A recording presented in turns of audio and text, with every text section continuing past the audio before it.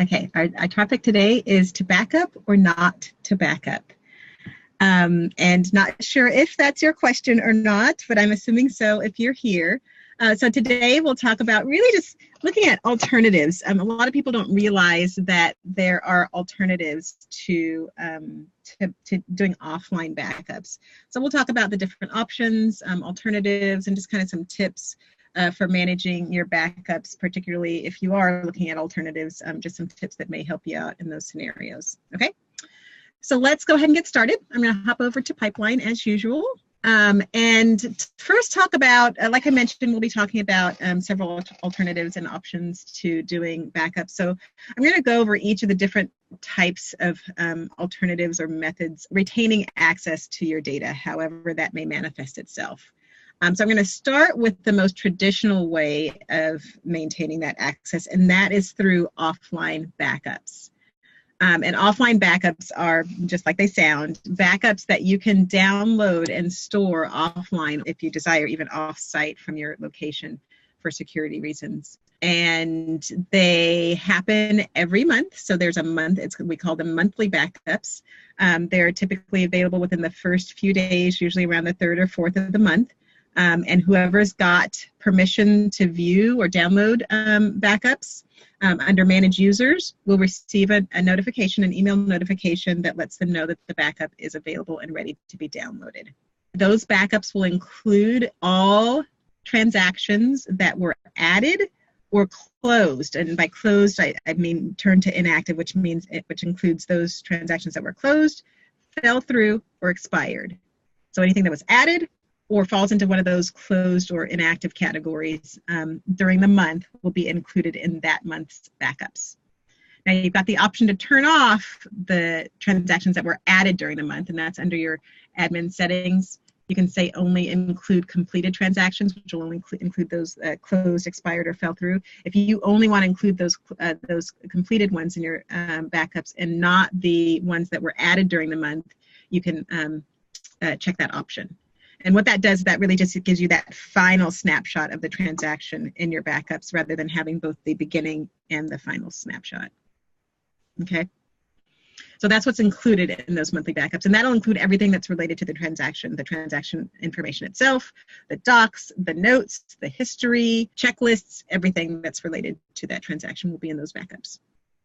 Okay? And then to access those, it's just straight from your dashboard. If you've got permission to access those backups, you'll see this monthly backup link, and that'll take you directly to your backup where you can download it. Okay, so those are the monthly offline backups.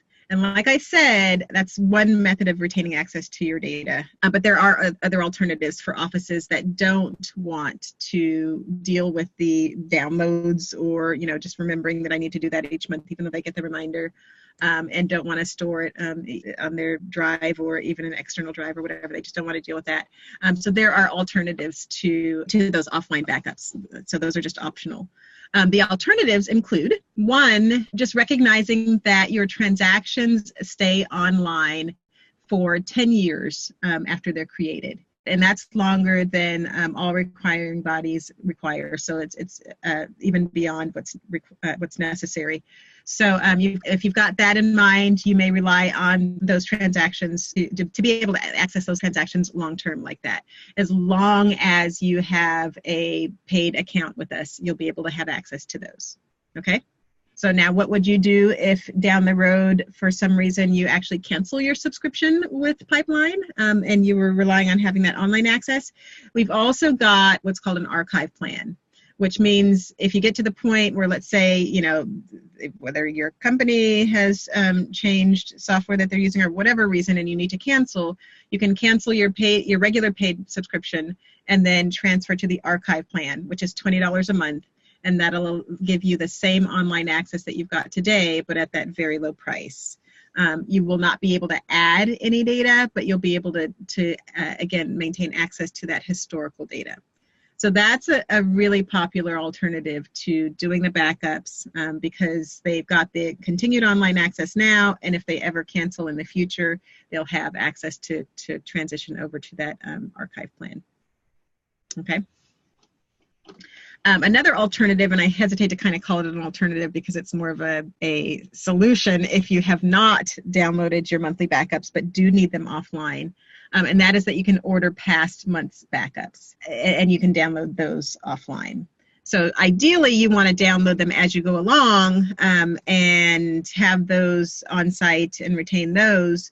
But if you've missed any or forgotten, again, you can order past backups. The reason it's ideal to do them as you go along is because those are free or included with your subscription. But if you order past backups at some point in the future, because there's a manual effort involved, there's a cost associated with it. And that is $100 for every 4 months of backups that you order. Okay, so definitely beneficial if you do want offline backups to do those as you go along and not rely on having to order them in the future, because that can get costly depending on how long that is. Okay, so those are the main options, and I'd be remiss if I didn't mention the last one, which is of course is that you can stay with us forever, and then you never have to worry about backups because you'll have your data online forever. But obviously that may not sit well with if you've got a requirement to keep them offline or any other requirement. Okay, so those are your different alternatives for, again, maintaining access to your data, especially long term if you need to do so. Okay, so I'm going to mention a few best practices, particularly as you grow and start having larger backups. Sometimes they can take longer to download. Sometimes you may have trouble if they get to be too large. And if you do, we've got a few recommendations. One is particularly if your backup is super large, to just, once it's downloaded, to double click it to open it, just to make sure it opens successfully. If it opens successfully, then it downloaded successfully. And that's just to make sure it didn't, get interrupted or corrupted at some point during the download, and then you realized sometime down the road when you need to access it that, oh, this actually didn't finish downloading. So just double clicking it to open it. Also, if it's taking a long time, to do to try downloading them during non-peak hours, and that way you've got more bandwidth for it to work with, so that it can download a little bit quicker. And then also, again, if your backups are large, just using a reliable zip program or unzip program, and we recommend 7-zip, which is the number 7 then -zip, and that's a really reliable one. And then the last thing I wanted to mention is we don't consider this as an alternative for your backups of all of your transactions, but on occasion you'll need to, let me open one of these transactions. On occasion you'll need to download a single transaction's data. And so you can directly from the transaction initiate this download transaction, and that'll download that individual transaction and all of its related information. It downloads the exact same information as is downloaded during the monthly backup, but just for this transaction. And that can be helpful for if, let's say, you're undergoing an audit and you need to pull specific transactions data and then hand that over to the auditor. And just kind of a side note on audits, you can also pull those from the monthly backups if you need to. Typically the auditor will provide which transactions they need, and you can go find which month it was closed and then go pull those from the monthly backups.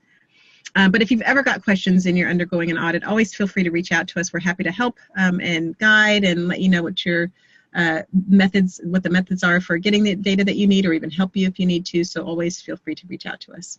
And then also for downloading individual transactions, a lot of times people or admins will download an individual transaction's data to hand it over to an agent at close or to the client. And we just caution you that if you do it that way, since these are full backups that are being downloaded, that you are just sure to remove any data that agent or client should not have access to before handing it over. Okay. And that's it, really, just for understanding your different alternatives when it comes to planning ahead for your backups.